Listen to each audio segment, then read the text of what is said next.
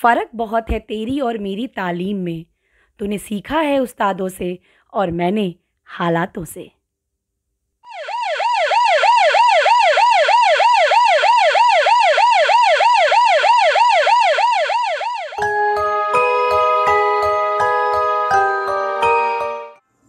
नमस्ते, मैं अर्पिता श्रीवास्तव स्वागत करती हूँ आपका अपने चैनल पे। कैसे हैं आप सब लोग? उम्मीद करती हूँ आप स्वस्थ हैं, सुरक्षित हैं। जैसा कि आपको टाइटल से और थंबनेल से पता ही चल गया होगा कि आज का टॉपिक है माई अनटोल्ड स्टोरी। जी हाँ, आज इस वीडियो में मैं अपनी अनकही अनसुनी स्टोरी आपके साथ शेयर करूंगी, जो आज तक केवल मेरी फैमिली, मेरे इन लॉज की फैमिली और मेरे कुछ क्लोज रिलेटिव्स को ही पता है। पर आप हमारी फैमिली बन चुके हो, इसलिए मैं आपसे ये शेयर करना चाहती हूँ। लास्ट 6 to 7 मंथ से जो लोग डिप्रेस्ड हो रहे हैं, डिमोटिवेट हो रहे हैं, परेशान हो रहे हैं, सुसाइड कर रहे हैं, अगर मेरी ये अनटोल्ड स्टोरी सुन के आपको थोड़ा सा भी मोटिवेशन मिले, आप दूसरों से शेयर करिए, उनको अगर थोड़ा सा भी मोटिवेशन मिले तो मेरे लिए ये बहुत बड़ी बात होगी। 8 जून 2009, 8 जून 2009, जब मेरी शादी को केवल 3 मंथ्स हुए थे। 3 महीने की शादी में जो एक लड़की का सपना होता है कि अपने हस्बैंड के साथ रहना, अपने लॉज के साथ अच्छे से रहना, अच्छे से बातचीत, घर को संवारना, सजाना, अच्छा अच्छा बना के खाना, खिलाना, पिलाना, सारी हैप्पीनेस, सारे नए नए रिलेशंस बनाना, जो एक लड़की का सपना होता है, वही मेरा भी था। नया घर, नए फैमिली मेंबर्स, सारी सिचुएशंस नई, तो मुझे भी बहुत शौक था कि मैं सबको सब कुछ अच्छा हो मेरे साथ, एंड सब कुछ बहुत अच्छा चल रहा था। टाइम आया जब मेरे इन लॉज इलाहाबाद से गाजियाबाद घूमने आए, दिल्ली एनसीआर घूमने आए, हमारे पास रहने आए। हम बहुत खुश थे और हमने बहुत एंजॉय किया। हमने पूरा दिल्ली एनसीआर उनको घुमाया। वक्त था वापस जाने का, बस सडनली मन में ये आया कि सब कुछ हो गया बट मथुरा के कान्हा जी का दर्शन नहीं हुए। तो हमने प्लानिंग करी कि मथुरा वृंदावन चल के कान्हा जी के दर्शन करेंगे। सो 8 जून 2009 को सुबह 6 बजे हम अपने कार से मथुरा वृंदावन दर्शन करने को निकले। हम गाजियाबाद से मथुरा की तरफ जा ही रहे थे कि अचानक से कोशीकला रोड पे एक 12-13 पहिए वाली गाड़ी से हमारी कार का जबरदस्त एक्सीडेंट हो गया। मुझे ऐसा लगा जैसे अभी तो हम खुशी खुशी बातें कर रहे थे और अचानक से सब कुछ ब्लैंक हो गया, ब्लैक हो गया। ये हुआ क्या, कुछ समझ नहीं आया। बस ध्यान आया, पता चला तो इतना एहसास पता चला कि हम एक गाड़ी में पलटते हुए एक कॉर्नर में जाके गाड़ी के साथ गिर गए। एंड गाड़ी की हालत एक कचरे के डिब्बे के जैसे हो गई। जिस कार की हालत ऐसी हो गई थी, सोचिए उस कार के अंदर बैठे हुए पैसेंजर्स की हालत कैसी होगी। मुझे कुछ भी नहीं दिख रहा था, कुछ भी नहीं ध्यान था। मैं बहुत घंटे तक बेहोश रही। उस टाइम कोशीकला गांव के लोगों ने हमें कार के शीशे तोड़ के बाहर खींच के निकाला और फर्स्ट एड के लिए, इंस्टेंटली इलाज के लिए हमें कोशीकला के हॉस्पिटल में एडमिट किया, जहां हमारा फर्स्ट एड हुआ। उस टाइम भी मुझे कुछ नहीं दिखा, कुछ भी नहीं समझ में आया। बट जरा सी आंखें खुली, जरा सी आंखों की पलकें ओपन हुई तो मैंने बस एक चीज देखी, और वो ये देखा कि मेरे हस्बैंड जो व्हाइट टी शर्ट पहन कर गए थे वो पूरी रेड हो गई थी। उनका पूरा फोरहेड फट चुका था और इतना ज्यादा ब्लड आ रहा था फेस पे कि वो व्हाइट टी शर्ट पूरी रेड हो गई थी। उसके बाद फिर मेरी आंखें धीरे से बंद हो गई। मुझे नहीं पता उसके बाद क्या हुआ। मैं पूरी की पूरी बेहोशी की हालत में थी। कोशीकला में हमारा फर्स्ट एड हुआ, जिसमें मेरे father in law, mother in law, मेरे हस्बैंड और मेरा पूरा ट्रीटमेंट हो रहा था कि सडनली उन्होंने हमें रेफर किया कि ये केस यहाँ पे नहीं हो पाएगा। एंड देन हमें शिफ्ट किया गया अपोलो हॉस्पिटल, न्यू दिल्ली। हम अपोलो हॉस्पिटल में एडमिट हुए, वहां हमारा ट्रीटमेंट स्टार्ट हुआ। उस टाइम भी मुझे कुछ दिखाई तो नहीं दे रहा था क्योंकि मैं बेहोशी की हालत में थी, पर जरा सा आंखों को ऐसा एहसास हुआ, ऐसा फील हुआ अंदर से कि मेरे 2 ब्रदर मेरे सामने खड़े हैं, मुझसे बातें कर रहे हैं और वो मुझे ये कह रहे हैं कि सब ठीक है, कोई दिक्कत नहीं है। लेकिन मुझे अंदर से ये एहसास हो रहा था कि ये हुआ क्या है, क्यों मेरे कमर के नीचे का पार्ट मूव नहीं कर रहा, क्यों मुझे ऐसा फील हो रहा है कि मेरे कमर के नीचे कुछ है ही नहीं। मैं परेशान थी बट मैं आंखें खोल के देख नहीं पा रही थी। मैं बता नहीं पा रही थी कि मैं अंदर से कैसा फील कर रही हूँ। बट मैंने इतना कहते हुए अपने भाइयों को सुना कि नहीं, सब कुछ ठीक है, कोई दिक्कत नहीं है। अपोलो में इलाज चलते चलते उन्होंने हमें रेफर किया एम्स के ट्रॉमा सेंटर में, बिकॉज हमारा बहुत ही क्रिटिकल केस था। वहां से हम एम्स हॉस्पिटल के लिए निकले। मुझे आज भी याद है, जब वो एम्बुलेंस में मैं अपोलो से एम्स की तरफ जा रही थी तो जो दर्द, जो पेन मेरे पैरों में, मेरे कमर के नीचे के पोर्शन में हो रहा था, वो इतना असहनीय था कि मैं आज भी उस दर्द को भूल नहीं सकती। जब एम्बुलेंस में जा रही थी, एम्बुलेंस थोड़ा सा लेफ्ट टर्न करे, राइट टर्न करे या स्पीड ब्रेकर पे हल्का सा जंप करे या हल्का सा मूव करे, तो मुझे इतना ज्यादा अनबियरेबल पेन हो रहा था कि मैं पूरे रास्ते चीखते हुए गई थी। From Apollo hospital to AIIMS मैं पूरे रास्ते चीखते हुए गई थी। अपनी स्टोरी से थोड़ा डाइवर्ट होके मैं बस एक रिक्वेस्ट करना चाहती हूँ आपसे। शायद इसीलिए कहा जाता है कि जब भी एक एम्बुलेंस रास्ते में जा रही हो, आप उसको जरूर साइड दीजिए। आपको कितनी भी इमरजेंसी वर्क हो, कितना भी आपका अर्जेंट वर्क हो, लेकिन जब भी आप एक एम्बुलेंस रोड पे देखिए, प्लीज उसको साइड जरूर दीजिए, क्योंकि आपको नहीं पता जो बंदी उस एम्बुलेंस में है वो किस दर्द से गुजर रहा है, वो क्या बर्दाश्त कर रहा है। उसके लिए जिंदगी और मौत का सवाल है। उसके लिए हर एक वो पल बहुत कीमती है। शायद हम थोड़ा लेट हो जाएंगे चलेगा, बट उस बंदे या बंदी का जो दर्द है, जो वो बर्दाश्त कर रहा है, जो वो उसके लिए एक एक पल कीमती है, उसको हॉस्पिटल पहुंचने के लिए, वो उसके लिए जिंदगी और मौत का सवाल है। सो मेरा रिक्वेस्ट है आपसे ये कि जब भी आप रोड पे देखें किसी एम्बुलेंस को, आप उसको जरूर साइड दें। अपनी स्टोरी को आगे बढ़ाते हुए मैं बताती हूँ। देन ट्रॉमा सेंटर में मुझे एडमिट किया गया। एडमिट होने के बाद हमारा इलाज वहां पे स्टार्ट हुआ।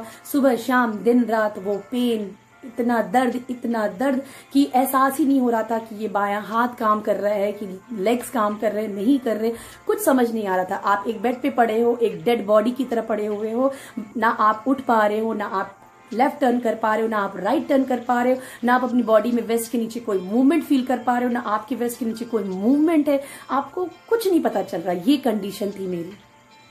मैं 2-3 दिन तो लग गए मुझे समझने में कि एक्चुअली में मेरा एक्सीडेंट हो गया है और मेरे पैर खराब हो चुके हैं, मेरे पैरों की हड्डियां टूट चुकी हैं, मेरे पैरों की हड्डियां फट चुकी हैं, अलग हो चुकी हैं, मेरे लेफ्ट हैंड की फिंगर्स खराब हो चुके हैं।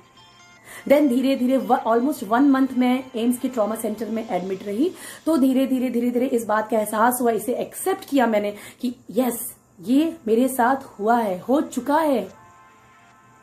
मेरे फैमिली मेंबर्स ने बहुत सपोर्ट किया, मेरे इन-लॉज के फैमिली मेंबर्स ने बहुत सपोर्ट किया। मैं कभी अगली वीडियो एक और बनाऊंगी इस पे, जिसमें मैं आपको हर एक उस फैमिली मेंबर की वो सेक्रीफाइसेस दिखाऊंगी जो शायद आप सोच भी नहीं सकते कि उस ट्रॉमा सेंटर में जो फैमिली मेंबर्स होते हैं वो किस कंडीशन से, किस टॉर्चर से गुजरते हुए वहां पे रहते हैं अपने पेशेंट के साथ। मेरी मदर ने मुझे बहुत सपोर्ट किया उस टाइम, बिकॉज वो जो एक सिचुएशन थी, वो एक जो अनबियरेबल पेन था, वो आप कह नहीं सकते, बता नहीं सकते, आप बयां नहीं कर सकते थे उसको, शब्दों में मैं बयां नहीं कर सकती। पर मैं आपको ये बताना चाहती हूँ कि जब मुझे पता चला कि एक्चुअल में मेरे साथ ये हुआ है, फिर मैंने उसको एक्सेप्ट किया। 1 मंथ ऑलमोस्ट मेरा ट्रीटमेंट चला। वो पूरे 1 महीने मैंने दिन रात बस चीखने, चिल्लाने, रोने की आवाज सुनी। उस 1 महीने एम्स के ट्रॉमा सेंटर में रहने के बाद मुझे ये एहसास हुआ इस बात का कि हमारी हेल्थ और बॉडी से बढ़कर हमारे लिए कुछ भी नहीं है। पूरे 1 महीने मैंने किसी के हंसने की आवाज नहीं सुनी, किसी के खुश होने की आवाज नहीं सुनी, कुछ ऐसा नहीं सुना जिससे कि मेरे अंदर पॉजिटिविटी आए। बस लोगों के रोने, चीखने, चिल्लाने। एक दिन डॉक्टर आए और उन्होंने बस ये देखा कि ये अब धीरे धीरे बॉडी ऊपर, अपर पोर्शन की जो बॉडी है वो धीरे धीरे मूव कर रही है। Now she can take little bit movement in her upper part of the body. So उन्होंने मुझे बोला कि अब आप डिस्चार्ज हो सकते हो, बिकॉज अब मैं आपको बताती हूँ कि एक्चुअली में मेरे पैरों के साथ हुआ क्या था। एम्स में ट्रॉमा सेंटर में मेरा लेग्स का ऑपरेशन हुआ। जैसे दीवारों में आप ड्रिल करते हो ना, ड्रिल मशीन से आप ड्रिल करते हो, कील लगाते हो दीवारों पे, जस्ट लाइक दैट मेरे पैर ऐसे हो गए थे जिसकी हड्डियां यहाँ की सारी फट चुकी थी थाइस की, और उन्होंने प्रॉपर ड्रिल करके मेरे कमर से लेके नी तक उसमें रॉड डाला। जैसे दीवारों पे हम ड्रिल मशीन चलाते हैं, जस्ट लाइक दैट उन्होंने मेरे पैरों में ड्रिल मशीन चलाया और कमर से लेके नी तक उन्होंने रॉड डाला विथ 5 स्क्रूज। मेरे इसके बाद भी काफी ऑपरेशन हुए। विद इन 2 years मेरे 6 ऑपरेशन हुए। मैं उसके लिए कभी आपको नेक्स्ट वीडियो में बताऊंगी कि मैंने किस तरह से किस लाइफ की स्टेज से मैं पास करके यहां तक पहुंची हूं। बट फिलहाल अभी उस टाइम एम्स में मेरे साथ जो ट्रॉमा सेंटर में जो मेरा ऑपरेशन हुआ, ये इस लेग का हुआ, एंड प्लस मेरे जो लेफ्ट हैंड की ये 2 फिंगर्स थी, ये खराब हो चुकी थी। तो इन्होंने क्या किया, दोनों को ऐसे मिला के टाइटली एक, आप कह सकते हो कि एक सपोर्टर टाइप का होता है, जिसपे इन्होंने ये ऐसे फिक्स करके मुझे डिस्चार्ज के लिए बोल दिया कि अब आप घर जा सकते हो। पेरेंट्स ने, मेरे इन-लॉज की फैमिली के सारे मेंबर्स ने बहुत सपोर्ट किया, हमारा बहुत ध्यान रखा सबने। बट एक चीज मेरे बैक ऑफ द माइंड हमेशा चलती रही, वो एक क्वेश्चन मुझे दिन रात सताता रहा, जो मैं किसी से नहीं कह पाई, किसी को नहीं बता पाई, कि मैं उठूंगी कब, मैं बैठूंगी कब, मैं अपने पैरों को जमीन पे रखूंगी कब, मैं चलूंगी कब। एज यूजुअल मैं बहुत एक्टिव थी, जैसे मेरे से बैठा नहीं जाता था, पहले भी और अभी भी नहीं बैठा जाता। तो मेरे को अंदर से लगता था कि मैं कैसे कब तक दूसरों पे बोझ बन के रहूंगी। ऑलमोस्ट 2 मंथ्स निकल चुके थे, कब तक दूसरों पे बोझ बन के रहूंगी। ये बात मेरे माइंड में मुझे दिन रात खाता रहता था, दिन रात मुझे अंदर से सताती थी ये बात। बट धीरे धीरे टाइम निकला और मेरी एक्सरसाइज फिजियोथेरेपी वगैरह भी स्टार्ट हो गई। डॉक्टर ने मुझे बहुत कुछ बोला था कि अब आप हील्स नहीं पहन सकते, अब आप नॉर्मल लोगों की तरह दौड़ नहीं सकते, अब आप नॉर्मल लोगों की तरह सीढ़ियां नहीं उतर चल सकते। स्टार्टिंग में जब फिजियोथेरेपी लगी, स्टार्टिंग में एक्सरसाइज मेरी शुरू हुई, तो वो डेली दिन में 2 बार घर पे आते थे और एक्सरसाइज कराते थे। बिकॉज मेरा पैर बिल्कुल ऐसे बिल्कुल ऐसे टाइट हो चुका था, उसको जरा सा भी मोड़ने में, जरा सा भी उसके एंगल को नीचे करने में 1 मंथ 2 मंथ लगते। तो सोचिए पूरा पैर को नॉर्मल करने में एज यूजुअल डॉक्टर ने जैसा बोला था 6 to 8 मंथ तो लगने ही लगने थे। कुछ दिनों बाद मैंने एक डिसीजन लिया कि अब मैं फिजियोथेरेपिस्ट को घर पे ना बुला के मैं खुद इनकी क्लिनिक जाके एक्सरसाइज कराऊंगी। बिकॉज एक्सरसाइज कराना स्टार्ट किया, मुझे नहीं पता था कि मैं कैसे पहुंचूंगी, बट मैंने डिसीजन लिया कि मैं वहीं जाके ही एक्सरसाइज कराऊंगी जस्ट फॉर द रिकवरी। की कुछ मैं बेड से मूव करूंगी, कुछ अपने घर से मूव करूंगी, तो शायद कुछ रिकवरी हो। इस इंटेंशन से मैं उनकी क्लिनिक जाना स्टार्ट किया। एक दिन मैं ऐसी एक्सरसाइज चल रही थी और बहुत ज्यादा पेन हो रहा था। तो फिजियोथेरेपिस्ट मोस्टली क्या करते हैं कि आपका पेन बहुत ज्यादा है तो आपको मेंटली डाइवर्ट करने के लिए, उस पेन से दूर ले जाने के लिए वो कुछ ना कुछ बातें ऐसी करते हैं जिसमें आपको इंटरेस्ट हो। तो मुझे था डांस में इंटरेस्ट। तो एक दिन ऐसी बात चल रही थी, तो मैंने उनको बताया कि मैं बचपन से मुझे डांस का पैशन है, मैं स्टेज शो करती आई हूँ, मैं स्कूल्स में भी अपने करती थी, कॉलेजेस में भी करती थी, और जब मैं दिल्ली पढ़ने आई थी तो मैंने यहाँ पे भी काफी पार्टिसिपेट किया हुआ है। तो ये सब सुना उन्होंने। बट जब मैंने उनको ये बोला कि मैं पहले डांस सिखाती थी और अब बस जल्दी से ये सब कुछ ठीक हो जाए तो मैं फिर डांस सिखाऊंगी, देन ही वॉज लाइक, क्या डांस? ही वॉज लाइक कि मैम आपको पता है आपके पैर, आपके जो पैर के तलवे हैं वो अभी आपका वेट नहीं ले पा रहे, आपका जो नी है वो बेंड नहीं हो पा रहा, आप खड़े हो जाओ, यही बहुत बड़ी बात है। आप अपने पैरों पे खड़े हो जाओ without any supporter, without walker, without stick, it's a big deal, यही बहुत बड़ी बात है।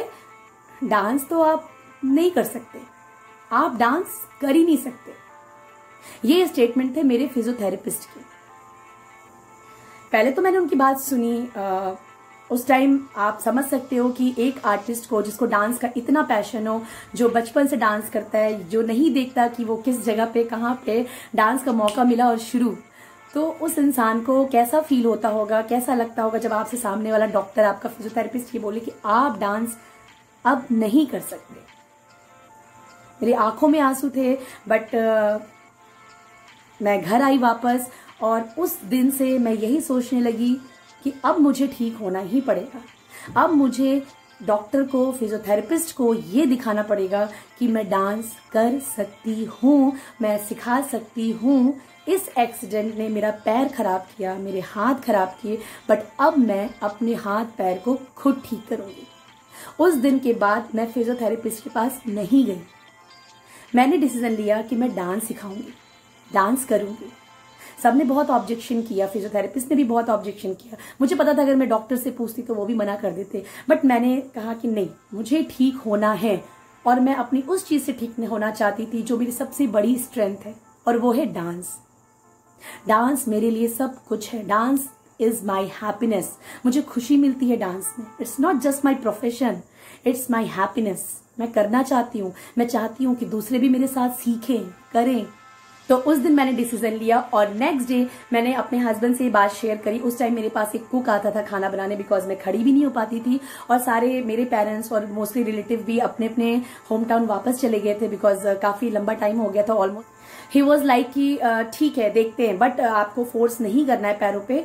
पहले तो शुरू में 10-15 दिन, 1 महीना मैंने खुद से एक्सरसाइज करी। पहले मैंने वॉकर उठाया, वॉकर पे 1-2 दिन चली, बट मुझे लगा कि नहीं, मैं इस पे नहीं चल पाऊंगी, मुझे अपने पैरों पे चलना है, मैं इस पे नहीं चल पाऊंगी। फिर मैंने स्टिक भी उठाया और मैं स्टिक उठाती थी, मैं गिर जाती थी, मैं स्टिक उठाती थी, मैं गिर जाती थी। मेरे हस्बैंड सपोर्ट करते थे, मेरे यहाँ जो कुक आता था वो सपोर्ट करता था, मेरे ब्रदर इन लॉ सपोर्ट करते थे, और मैं बहुत बार गिरी, बहुत बार उठी, लेकिन अपने मन में मैंने ये ठान रखा था कि मुझे ये वॉकर भी छोड़ना है और मुझे ये स्टिक भी छोड़नी है। सडनली धीरे धीरे 10-15 दिन 20 दिन के बाद मेरे अंदर वो एक स्टेमिना आई, एक कॉन्फिडेंस आया कि अब मैं वॉकर स्टिक नहीं छूऊंगी। हार्डली मुझे लगता है मैंने 2 डेज वॉकर यूज किया और हार्डली 1 और 2 डेज मैंने स्टिक पे यूज किया। उसके बाद मैंने कहा कोई बात नहीं, मैं खड़ी होंगी, मैं गिर जाऊंगी, मैं फिर उठूंगी, मैं खड़ी होंगी, मैं गिर जाऊंगी, मैं फिर उठूंगी। और ऐसे ही करते करते 10-15 दिन बाद वो दिन आया जब मैंने अपने ब्रोशर्स पब्लिश कराए, मैंने पैम्पलेट्स बनाया छोटे छोटे, और मैंने अपने कुक को बोला कि इसको सारे कॉलोनीज में डिस्ट्रीब्यूट करो। उसने बहुत हेल्प करी। और सब कुछ करने के बाद आई थिंक जब मैंने फिजियोथेरेपी बंद करी, जब मैंने फिजियोथेरेपिस्ट के पास जाना बंद किया, उसके 15 दिन बाद मैंने अपना डांस क्लास स्टार्ट किया। और नेक्स्ट डे मेरे पास काफ़ी फ़ोन कॉल्स आए और विद इन 2 वीक्स मेरे पास ऑलमोस्ट 10 to 15 लेडीज़ और ऑलमोस्ट 20 to 30 चिल्ड्रेन कलेक्ट हुए। और द बेस्ट पार्ट मैं आपको बताऊं कि आज तक किसी को नहीं पता है कि मेरे पैरों में रॉड पड़े हुए हैं, मेरे फिंगर्स खराब हैं।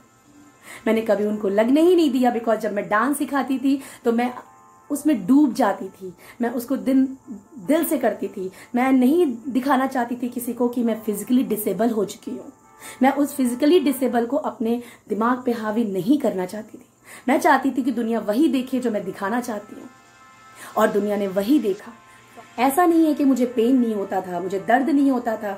डांस करने के बाद मुझे जब मैं बैठती थी तो मेरे पैरों में जैसे लगता था कि जान ही नहीं है, मुझे लगता था कि मैं अपने पैर खो दूंगी। लेकिन केवल और केवल जो मेरा एक अंदर से एक जो जज्बा था कि मुझे डांस करना है, इन एनी कंडीशन मुझे डांस करना है, और उस डांस करने के लिए मुझे अपने पैरों को ठीक करना ही पड़ेगा।